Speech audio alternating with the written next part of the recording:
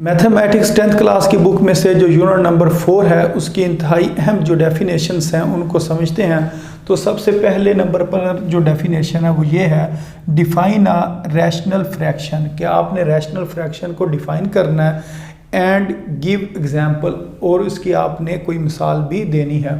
तो इसका आप जवाब कुछ इस तरीके से लिखेंगे, an expression of the form N of x divided by D of X. जो इस फॉर्म के अंदर एक्सप्रेशन दी गई हो, यानी कि डिवाइडेड बाई की फॉर्म के अंदर जो एक्सप्रेशन दी गई हो वो रैशनल फ्रैक्शन होती है। Where n of x and d of x are polynomial, और ये ऊपर जो एन ऑफ एक्स और डी ऑफ एक्स लिखा है ये क्या है, पोलिनोमियल होने चाहिए।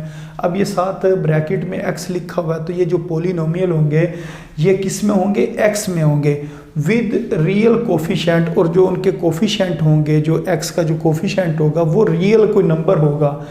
And d of x not is equal to zero, और जो नीचे डिवाइडेड बाय में जो डिनोमिनेटर के अंदर जो पोलिनोमियल लिखा होगा वो ज़ीरो के बराबर नहीं होना चाहिए। यानी कि दो कंडीशन है, इस फॉर्म के अंदर लिखा हो n of x divided by d of x की फॉर्म के अंदर दो पोलिनोमियल लिखे हों, और वो जो पोलिनोमियल है जो एक्स के अंदर पोलिनोमियल है उनका जो कोफिशेंट है वो कोई रियल नंबर हो, और नंबर दो जो नीचे जो टर्म दी गई है या जो पोलिनोमियल दिया गया है वो ज़ीरो के बराबर नहीं होना चाहिए। इस कॉल्ड रैशनल फ्रैक्शन, ऐसी फ्रैक्शन को हम रैशनल फ्रैक्शन कहते हैं। इसकी एग्जांपल क्या है जी, X square plus 1 divided by 2x plus 1। तो अगर आप ऊपर देखें तो ऊपर एक पोलिनोमियल है और एक पोलिनोमियल नीचे लिखा हुआ है, तो ये डिवाइडेड बाय की फॉर्म में है। जिस तरह वो लिखा है ना n of x divided by D of x, ये उसी तरह फॉर्म के अंदर दो पोलिनोमियल दिए गए हैं।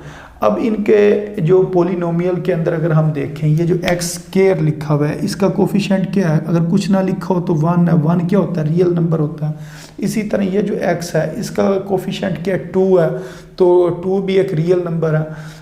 और जो नीचे जो टर्म दी गई है वो ज़ीरो के बराबर नहीं है, वो किसके बराबर, 2x प्लस 1। तो इसका मतलब ये क्या है, रैशनल फ्रैक्शन है। इसके अंदर अभी हमने ये नहीं देखना ऊपर पावर ज़्यादा है या नीचे पावर ज़्यादा है, वो इसके बाद जो डेफिनेशन आएगी प्रॉपर इम्प्रॉपर उसके अंदर हमने देखना।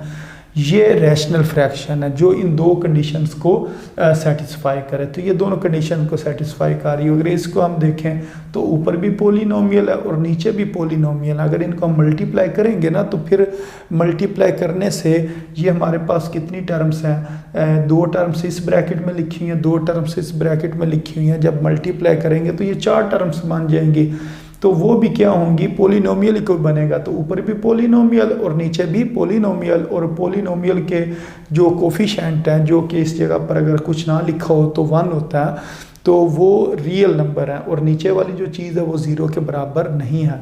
तो इस वजह से हम कहेंगे ये हमारे पास क्या है, रैशनल फ्रैक्शन की एग्जांपल है। तो उम्मीद है आपको रैशनल फ्रैक्शन की समझ आ गई होगी।